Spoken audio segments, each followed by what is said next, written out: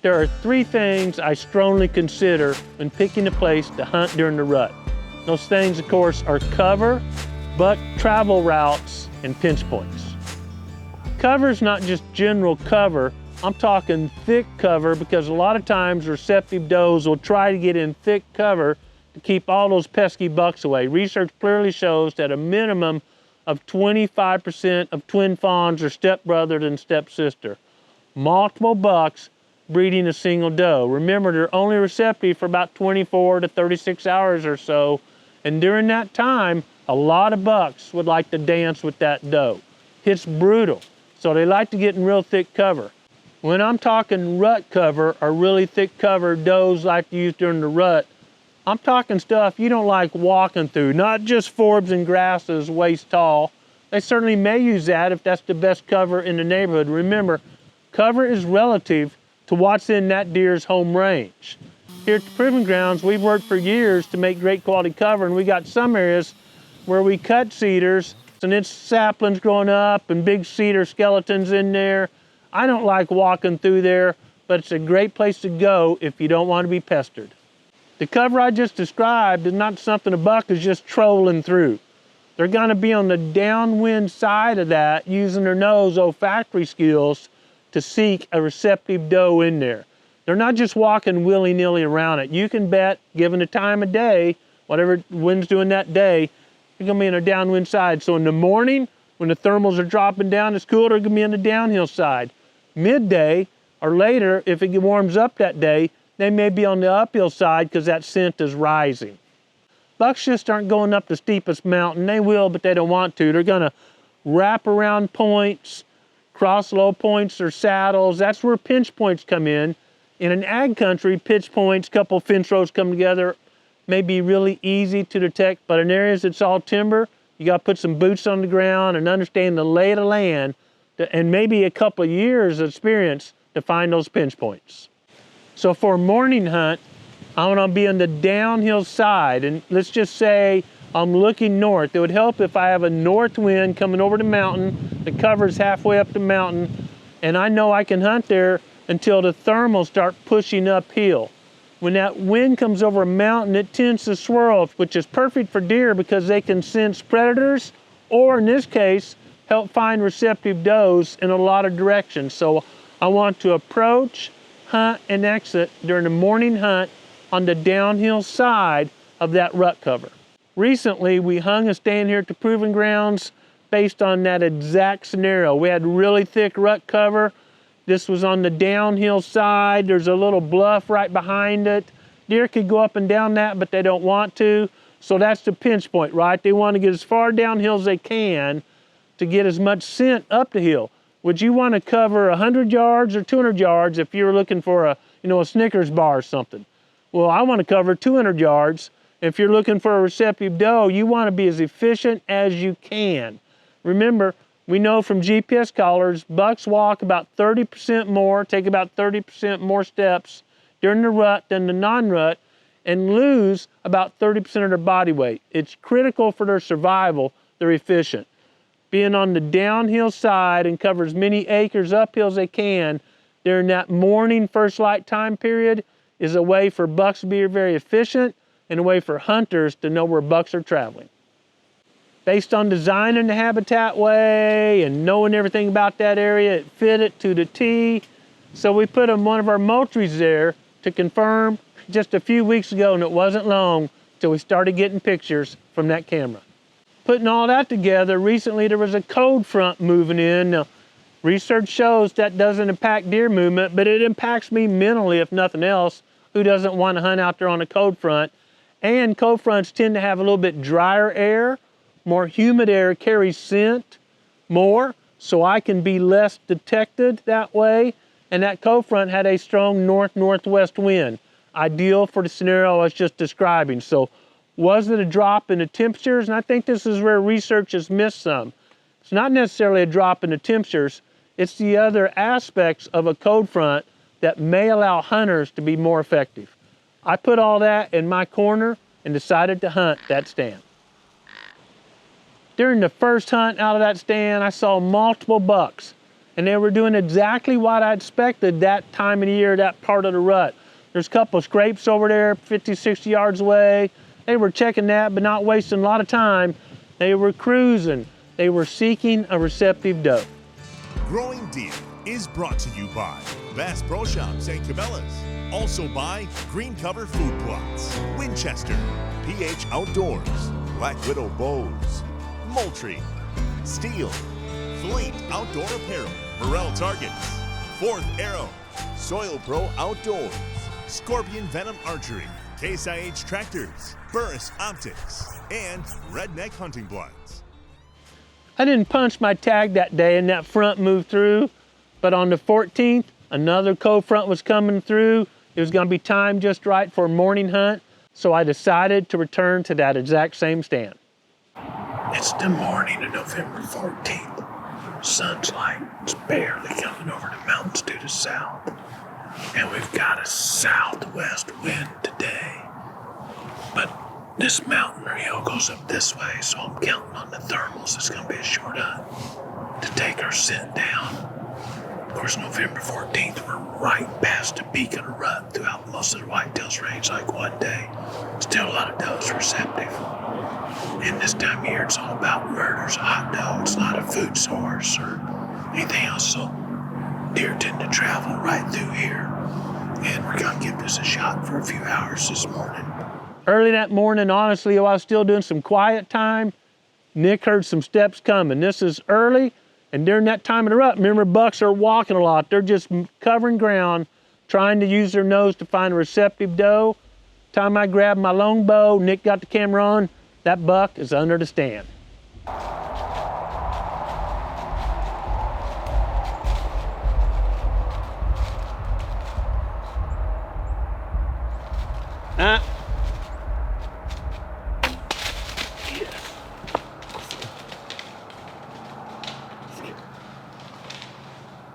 Nick heard a deer coming from this way. We're out in a thicket, but it's a known travel corridor. Buck come through right where we thought. We've got a brush pile right over here. Kind of keeps him right in front of the stand. I don't like stopping him because they usually drop, but shooting a recurve, he stopped right here, but let him take a step or two, make sure I was on it, stop. I mean, hunters never know for sure because shots change, but it looked good. I saw the arrow come down over here about 50 yards. Man, thank you, Jesus. I mean, any harvest is great, man. I love seeing youth harvest, whatever, but y'all know the truth. Shooting one with a longbow, no sights, getting within range. This is not me. I've blundered many times, but that ups the challenge. Doing it in mountain country, not ag country. That ups the challenge anymore. Any buck makes me super happy with that scenario because you're restricting yourself so much. The buck was so close, we weren't talking back and forth. I shoot kind of a semi-instinctive shot. I shoot what's called gap with my longbow, but when they're that close, I've shot so much, it's make sure I get the anchor, put it where it feels good, and let that baby fly. It flew and it looked good to me, but unfortunately, right when the arrow hit the deer, a tree was blocking the view of the camera. Running off, it sure looked good to me. I'm always nervous after shooting a deer, especially with a bow. You think it's a good shot, but until you get that grip and grin, you feel that animal, you're always curious, did that arrow land where I thought it did? I knew I had my broadheads razor sharp. If I showed you my legs, you'd go, oh my gosh, Grant's been shaving his legs. I mean, I get those babies hair popping sharp. You probably saw I was super excited, man. There's something really intimate about a longbow. Bow hunting itself is close range intimate, but when you got a stick and a string, man, I don't know, there's something to it. If you've never tried it, I encourage you to try it. I felt so good. I wanted to wait in the stand. I told Nick we were gonna wait in the stand, but after a few minutes, I said, I'm gonna ease down real carefully, just see if there's any blood. Of course, I found blood. I'm gonna go a few steps more, and in 80 yards, he was piled up. It was a easy trail to follow. And once I started seeing bubbles in the blood, I'm that guy that, man, did I do it right? Did I yank off whatever, you know, did I not pull the shot? When you see bubbles in the blood, you know you hit something good. Man, it's looking good. My goodness. We talked about how bucks lose so much weight. I can tell he's lost weight. I know this deer, but my gosh, the sign in here is 8 feet of incredible sign. Look at this big old Ozark Mountain rascal right here, boys and girls. Woo! I'm talking some character. Look at this. He got tangled up in some wire here. Look at that old forehead there. Man, look at this character here. Look at this. A lot of people call this different things. Well, look at this hole right here. Look at this. It's broken off one brow tine. Gnarly. I mean gnarly. Got a little fork right here. Just recap a second here. Great hunt this morning. We called that stand the pile because we cut a bunch of cedars, gonna make a hidey-ho food plot, and it just got so dry this summer, scared to burn it. It worked out to be, we may not make a hidey-ho there. It worked out great because bucks are funneling right around that pile.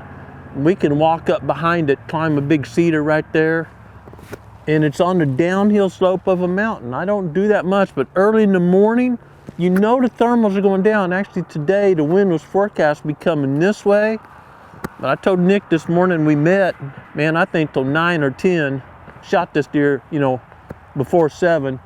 I think till 9 or 10 in this close campy forest, the thermals is pretty cool, gonna be going downhill. And that's exactly, our wind was great. This buck was obviously cruising. He come through, just moving. I don't like stopping them. They usually drop, but the widow, I shoot black widow bow, is so quiet in my eyes. We have to go put it on the computer. See, I don't think he reacted to the shot at all, even though I grunted.